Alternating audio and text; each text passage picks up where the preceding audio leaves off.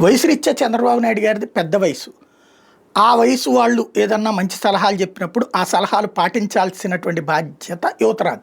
కానీ ఈ కాలంలో యువతరం అది పట్టించుకోనటువంటి టెండెన్సీలో ఉండటం. ఒకప్పుడైతే కనుక తాత చెప్పాడు, లేకపోతే పెదనాన్న చెప్పాడు, నాన్న చెప్పాడు, మావయ్య చెప్పాడు అని పాటించేవాళ్ళు. కానీ ఇవాళ రోజున వచ్చేటప్పటికి వాళ్ళు చెప్తే చేదస్తం అనే మాట్లాడుకుంటున్న రోజులు. కానీ నిజంగా బాబు గారు చెప్పినటువంటి 2 అంశాలు మాత్రం ఆచరణలో అమలు చేస్తే ప్రజలకే ఉపయోగం.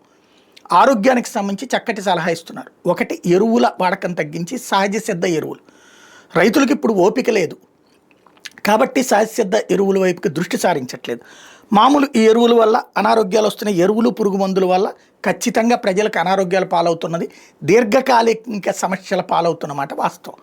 అయితే అది దానికి పరిష్కరించగలరా లేదా అంటే చిత్తశుద్ధి ప్రభుత్వాల దగ్గర ఉండాలి, ఇటు రైతుల దగ్గర ఉండాలి. అది నెంబర్ 1. బట్ ఆయన ఇచ్చిన సలహా మంచి సలహా.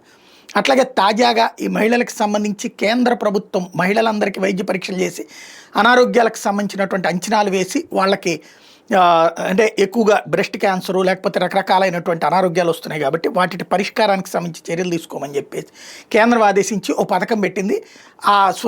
ఆ పథకం బేస్ చేసుకుని విశాఖపట్నంలో జరిగినటువంటి మీటింగ్కి నిర్మలా సీతారామన్ ముఖ్య అతిథిగా హాజరైనటువంటి దాంట్లో చంద్రబాబు గారు కూడా అటెండ్ అయ్యారు. ఆ సందర్భంలో మంచి సలహా ఇచ్చారు, వైద్యపరమైనటువంటి సలహా.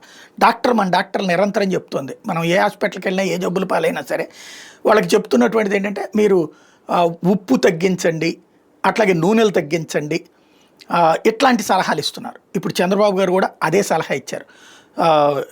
తీపిని తగ్గించండి, ఉప్పుని తగ్గించండి, అట్లాగే ఇది తగ్గించండి, ఆయిల్ తగ్గించండి అన్నటువంటి.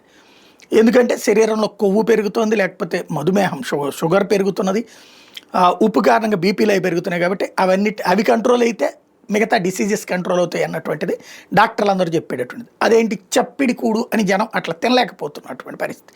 అందుకనినే ఇప్పుడు అది పెద్ద ఆయన ఇచ్చినటువంటి సలహా. బట్ అదే ఇప్పటికే కొంతమంది బిగిన్ చేస్తారు. ఇప్పటికే న్యాచురల్ ఫార్మింగ్తో చేసినటువంటి ఫుడ్కి వాల్యూ ఎక్కువైనా కొంటున్నటువంటి ఎగువ మధ్య తరగతి ఉన్నారు. అదే సందర్భంలో వీటి మీద దృష్టి సారిస్తున్నటువంటి వాళ్ళు ఉన్నారు. ఇలాంటి వాళ్ళకి బాబు గారు చెప్పేది కరెక్ట్. అట్లాగే విననటువంటి ఈవెన్ తెలుగుదేశం పార్టీలో ఉన్నటువంటి వాళ్ళు మిగతా వాళ్ళు కూడా అది ఫాలో అయితే వాళ్ళే ఆరోగ్యకరంగా ఉంటారు, మిగతా వాళ్ళని కూడా ఆరోగ్యకరంగా చేయొచ్చు.